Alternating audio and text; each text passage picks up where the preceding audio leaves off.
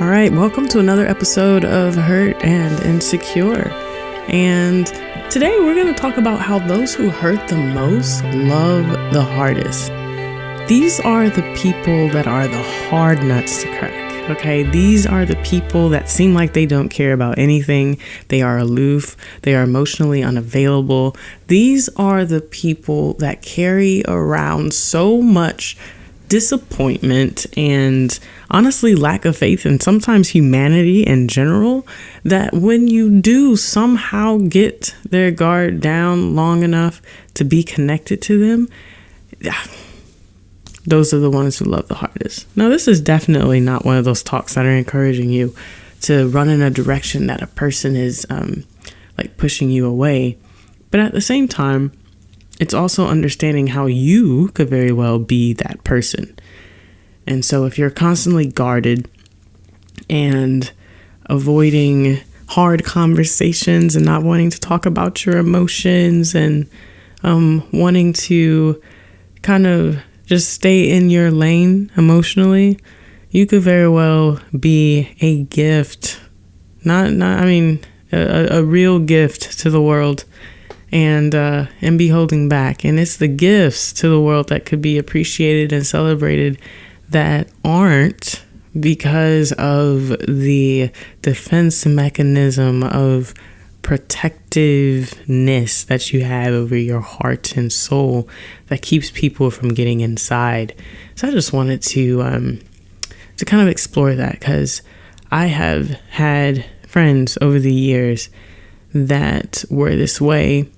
And it's always interesting slowly seeing the shell and the walls that they built around them begin to come down. And as I have gained more access to their heart and just the way that they think, that I realize that all of that, no time for this, no time for that, all of the emotionally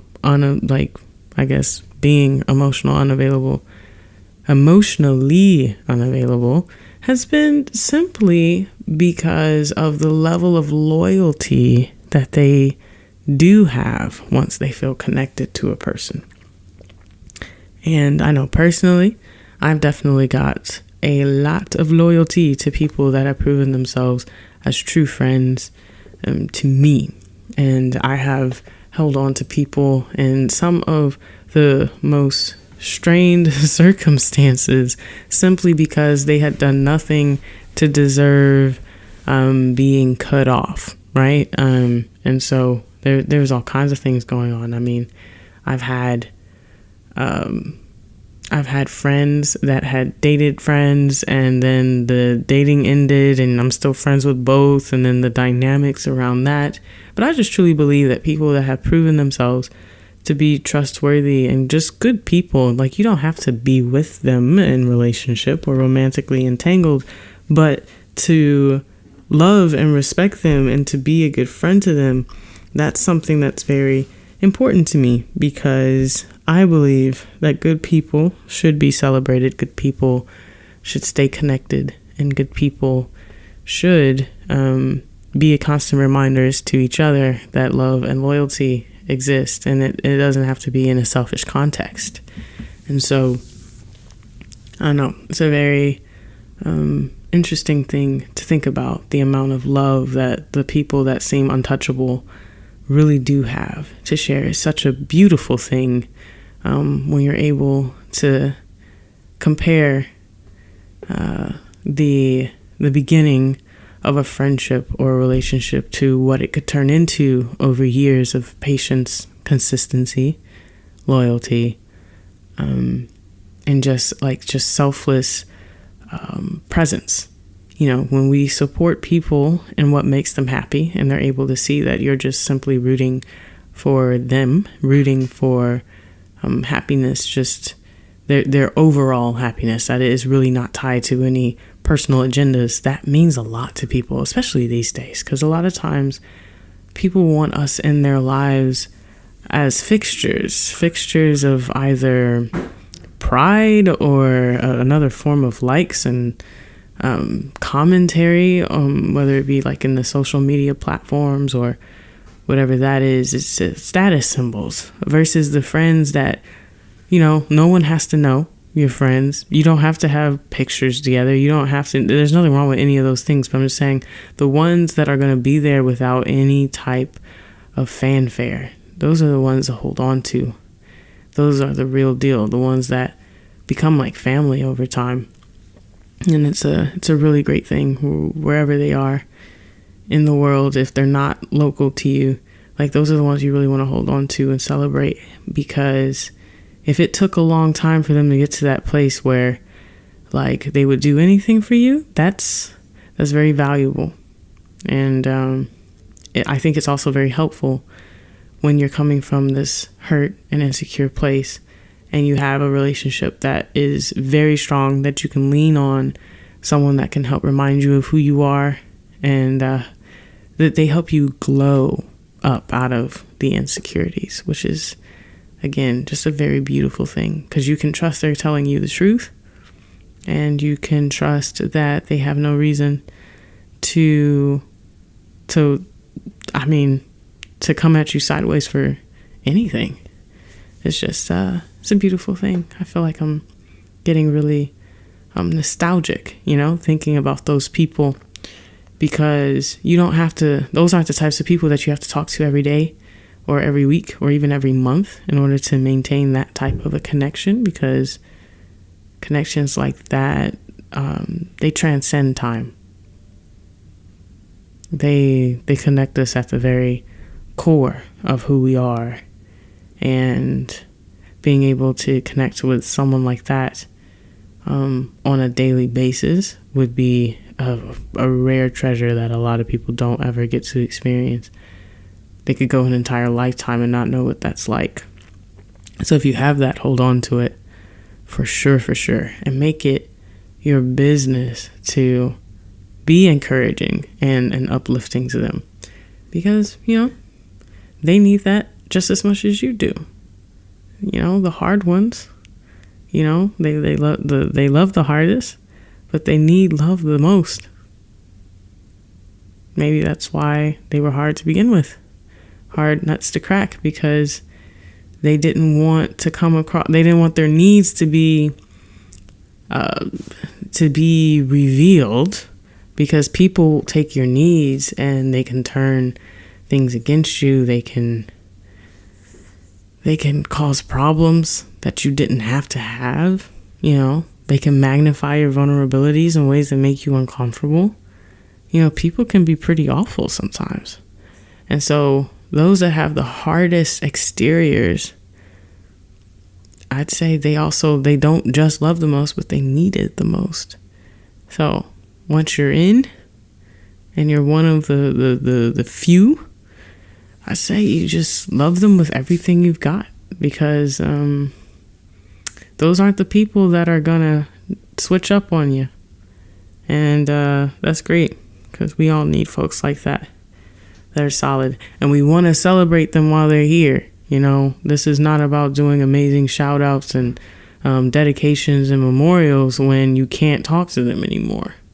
It's about celebrating them when they can hear you. We just got to be intentional about it, celebrating those people in our lives that may share some of the same hurts and insecurities that we have, and somehow shine brighter because the two of you are in each other's life. You need more of that, more connections like that. They magnify who we really are and our identity. It makes it beautiful. Does anybody have relationships like that, where they know exactly what I'm talking about?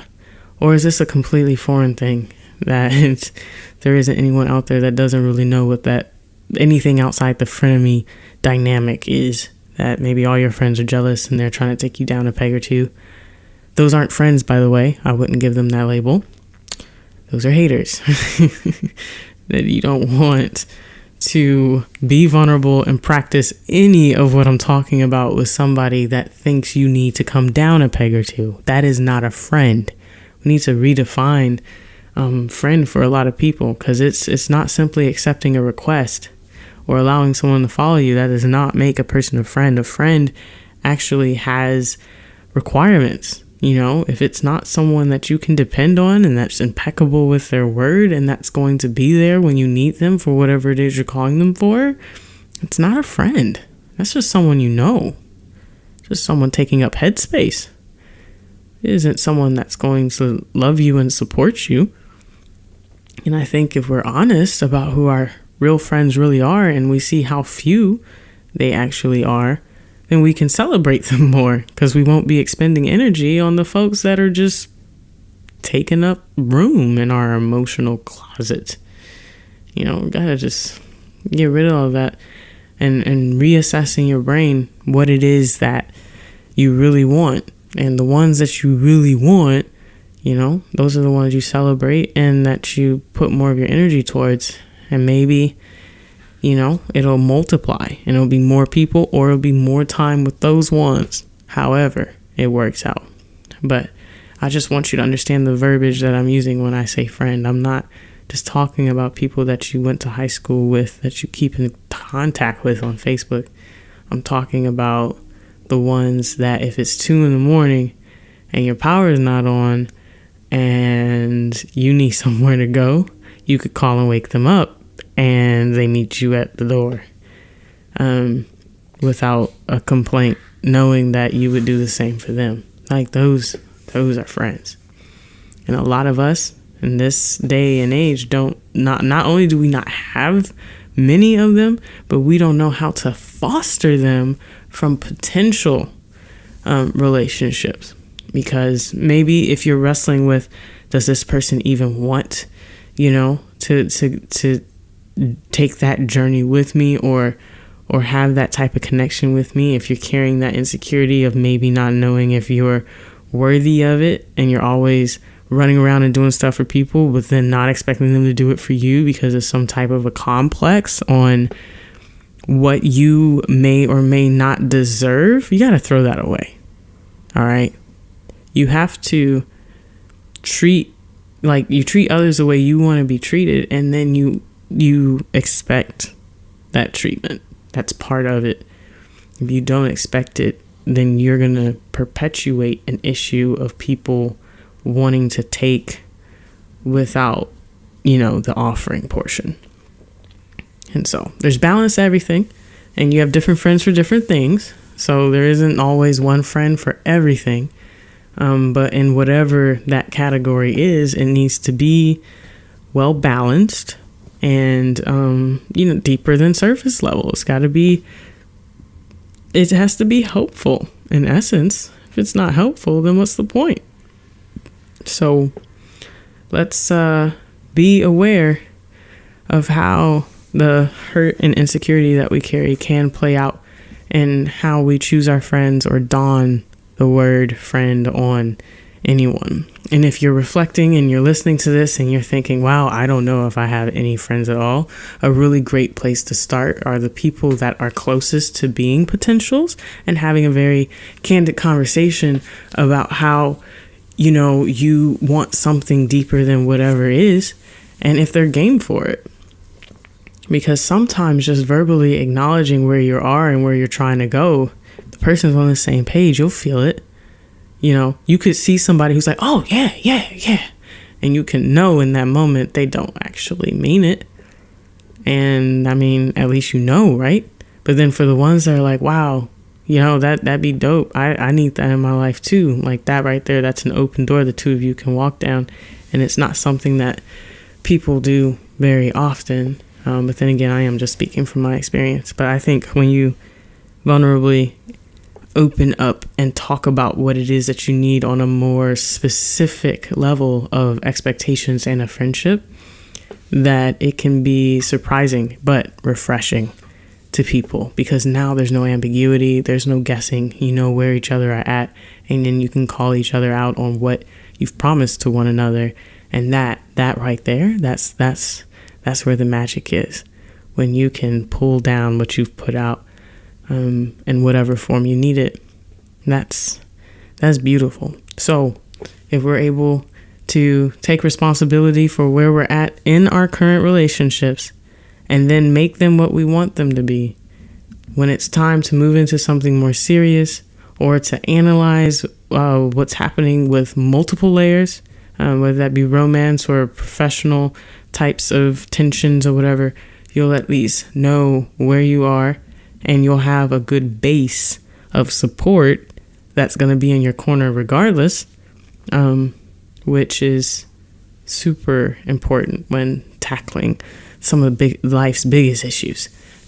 But if I wasn't clear on any of that, or if there are questions surrounding, I guess, specifics of what it means, or if, we need pointers on what that conversation could look like, I'm happy to lay that out. I've had quite a few conversations with friends about where we are and what the cadence could look like, and what that support could look like based on our life stations, because my friends with young mothers are going to look different than my friends with, some of the guys that I know. Like, obviously, if I'm friends with a woman that's been recently married, it's going to look a lot different than, my friend that I work with. And we see each other on a daily basis. So you're able to get on the same page about expectations and really build a community around yourself of support. So yes, if you want to kind of know what that looks like and learn how to kind of navigate that thing, I'd love to share what a few different ones look like, what some really good examples of it working out looks like, and some examples of it falling apart. And how it doesn't have to break you because you can see it coming after having conversations like that. And the two of you can be at peace about how things play out, especially when forging these relationships as adults, because it's not as free flowing as when you're a child. And, if you see each other at the park more than once a week, then you can just hope to see them the next time. And there's no in between. Like, as adults, it's a lot more intentional and it's a lot more strategic even. So yes, very happy to share those if that's something of interest. But I just wanted to kind of explore that a little bit. I hope that was insightful on some level, made you think. But for now, I am going to sign off. Thank you. This has been Harmony Constance. And we've been talking about being hurt and insecure, but then moving to taking responsibility and being more self-aware so that we can have the lives that we want and know exactly how we got where we are and how to go where we would like to go. Thanks, guys.